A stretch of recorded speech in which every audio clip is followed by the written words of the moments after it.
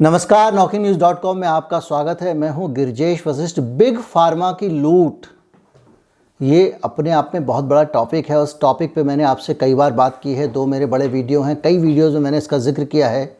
आज मैं आपको बताने वाला हूं कि ओमिक्रॉन से किस तरह से बिग फार्मा की लॉटरी लगी है, किस तरह से बिग फार्मा ने मोटा पैसा कमाया, किस तरह से बिग फार्मा के सामने दुनिया की सारी सरकारें लाचार हैं, किस तरह से बिग फार्मा को खुली छूट मिली हुई है, किस तरह से बिग फार्मा लगातार लूटती जा रही हैं, उनकी मुनाफाखोरी कितनी है, और भी बहुत सारी बातें। कहीं मत जाइए, चैनल को सब्सक्राइब कर लीजिए। मैं अभी लौट के आता हूं।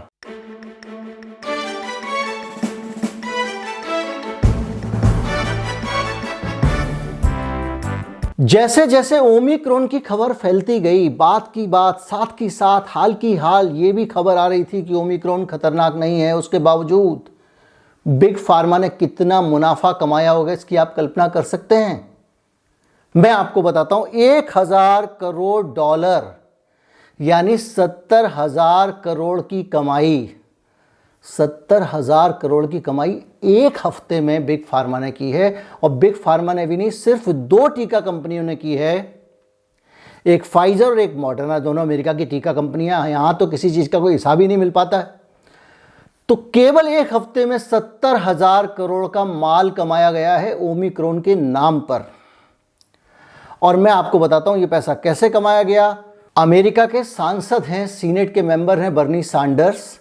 उन्होंने साफ साफ ट्वीट किया है कि इस फार्मास्यूटिकल जो कंपनियां हैं वो दुनिया के साथ वैक्सीन का फार्मूला शेयर करें, क्योंकि वैक्सीन का फार्मूला वो अपने पास रखी हुई हैं और उससे मोटी कमाई कर रही हैं, दुनिया को लूट रही हैं, मानवता तड़प रही है, कराह रही है और उनकी मुनाफाखोरी बंद नहीं हो रही है। पूंजीवाद का एक घिनौना रूप है। और बर्नी सैंडर्स ने साफ साफ कहा है कि एनफ इज़ एनफ, काफ़ी हुआ, अब आप अपने लालच को काबू करने की कोशिश कीजिए। अमेरिका के सांसद ने ट्वीट किया है।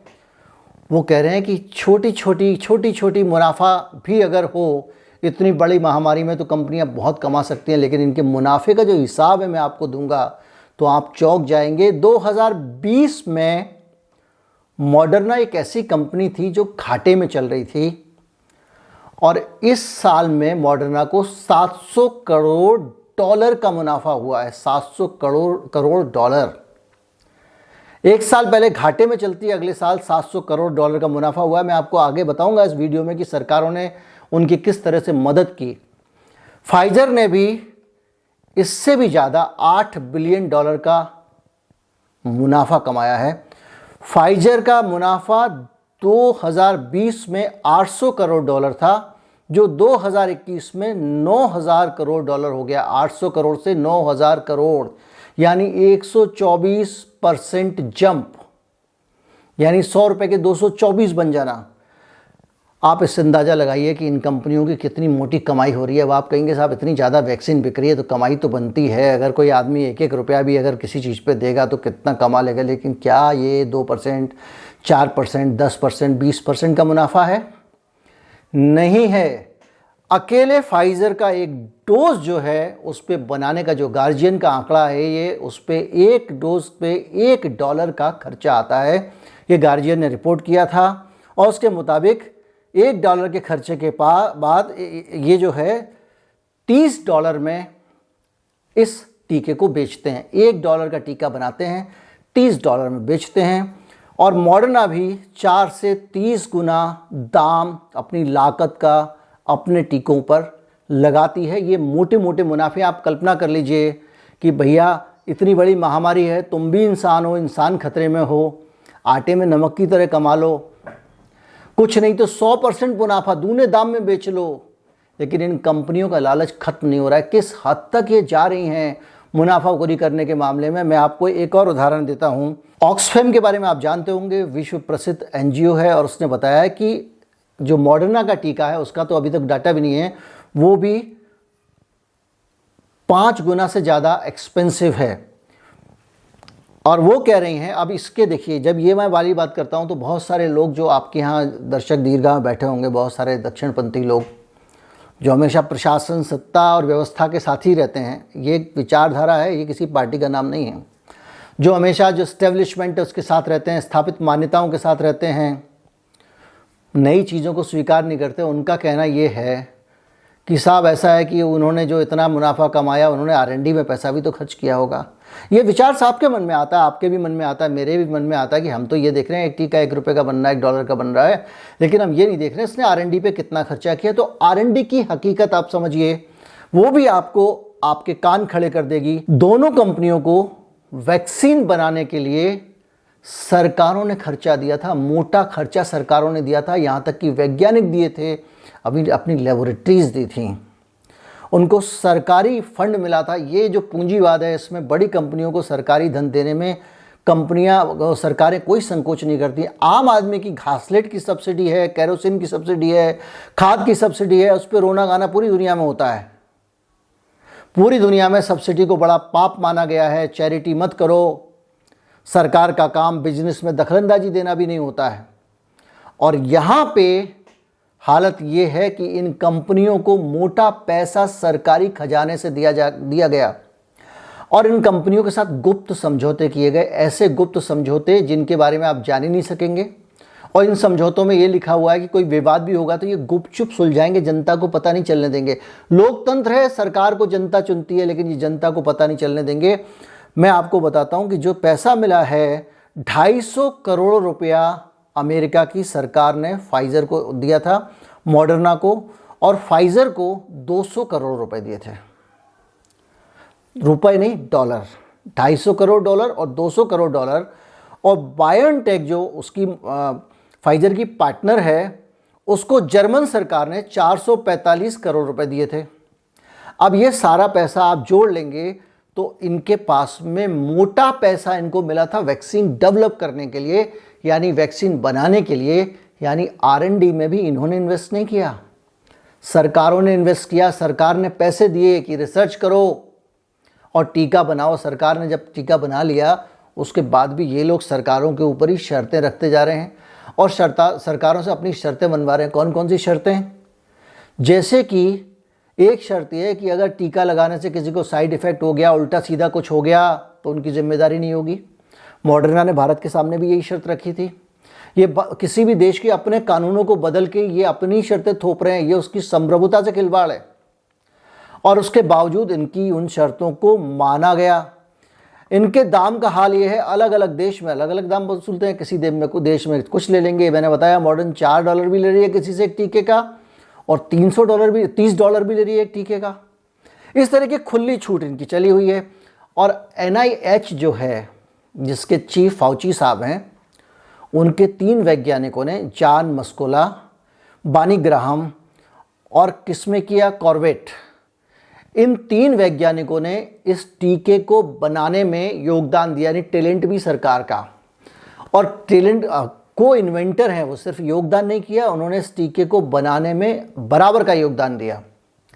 लेकिन मॉडर्ना उनको को इन्वेंटर मानने को तैयार नहीं है, क्योंकि मॉडर्ना अगर इनको को इन्वेंटर मानती है, अगर इनको टीके का आविष्कारक मानती है, साझा आविष्कारक मानती है, तो टीके की मालिक अमेरिकी सरकार हो जाएगी, वो भी बराबर से मालिक हो जाएगी, क्योंकि वो वैज्ञानिक सरकारी वैज्ञानिक हैं।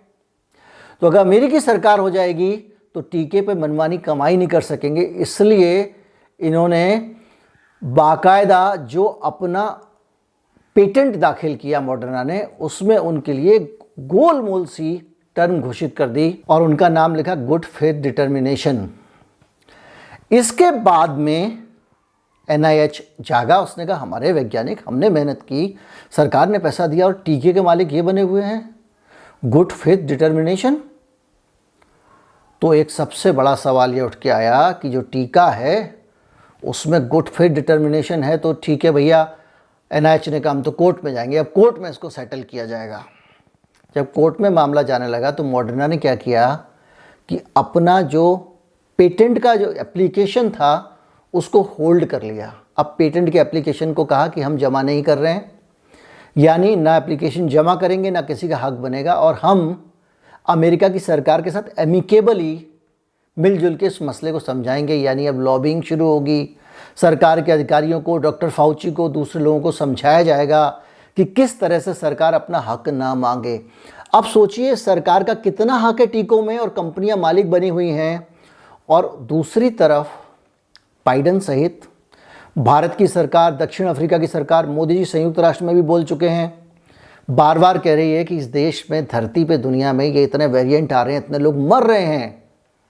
और इसलिए मर रहे हैं क्योंकि देखिए मैं आपको सरल तरीके से समझाता हूँ, ज़्यादा वेरिएंट तभी आते हैं जब ज़्यादा बीमारी फैलती है। जितनी बीमारी फैलेगी उतने वेरिएंट आएंगे, क्योंकि वायरस छापा डुप्लीकेट करते करते में एक एरर हो गया, फिर वो दूसरा छपता शुरू कर देता है। तो WHO बार बार कह रहा है कि भाई पूरी दुनिया को टीका लगाना है। अब पूरी दुनिया टीका लगाए कैसे? तुमने टीका इतना महंगा किया हुआ है कि गरीब देशों को टीका मिल ही नहीं पा रहा है, और दान दक्षिणा में भी कितना टीका जाएगा। इधर अमीर देश जो है वो बूस्टर छापे जा रहे हैं। तो जब तक वो छोटे छोटे देशों के जो लोग हैं, गरीब लोग हैं, गरीब देश हैं, वहाँ तक टीका नहीं पहुँचेगा, तो सब जगह जब तक इम्यूनिटी नहीं आएगी, हालांकि अब नेचुरल तरीके से इम्यूनिटी आ जानी चाहिए, लेकिन फिर भी अगर सब जगह से इम्यूनिटी नहीं आएगी, कृत्रिम तरीके को भी मान लो 1 मिनट के लिए कि वो सही होता है, हालांकि दोनों का कोई मुकाबला नहीं है। अगर इम्यूनिटी नहीं आएगी तो नया वेरिएंट आएगा, और नया वेरिएंट आएगा तो और कमाई होगी। इसलिए ये कंपनियां और भी अपना टीका सस्ता करने को तैयार नहीं है। और अब हालत ये हो गई है कि इतनी लूट मची हुई है कि यूरोप अंधाधुंध पैसे दे रहा है, ब्रिटेन अंधाधुंध पैसे दे रहा है, टीके की पकड़ लगाम इनके हाथ में है, और सरकारों के इधर उधर से लॉबिंग भी करता है ताकि वो लोग भी टीके के लिए परेशान है कि टीका लग जाए लग जाए लग जाए। और ये ब्लैकमेल लगातार हो रहा है।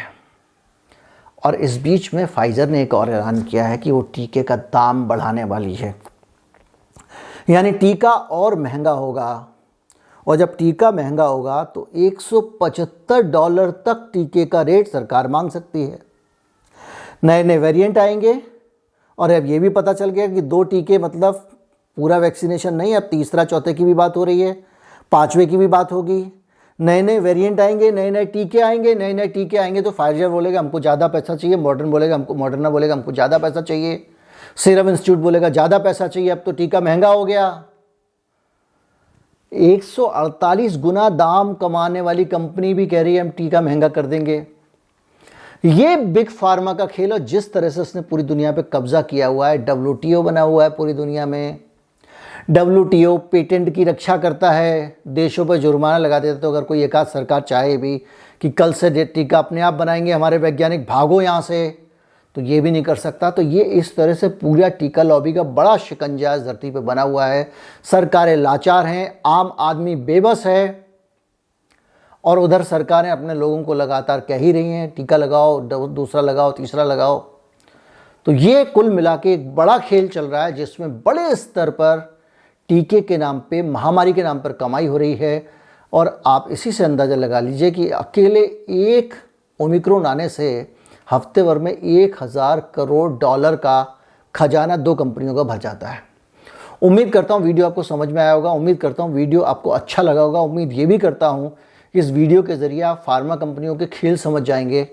अगर वीडियो अच्छा लगा हो तो ज़्यादा से ज़्यादा लोगों तक पहुँचाएँ। चैनल को सब्सक्राइब नहीं किया है तो ज़रूर कर लें, वीडियो को लाइक भी कर दें।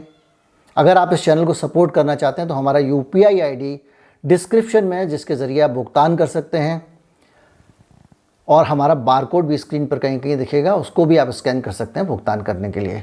नमस्कार।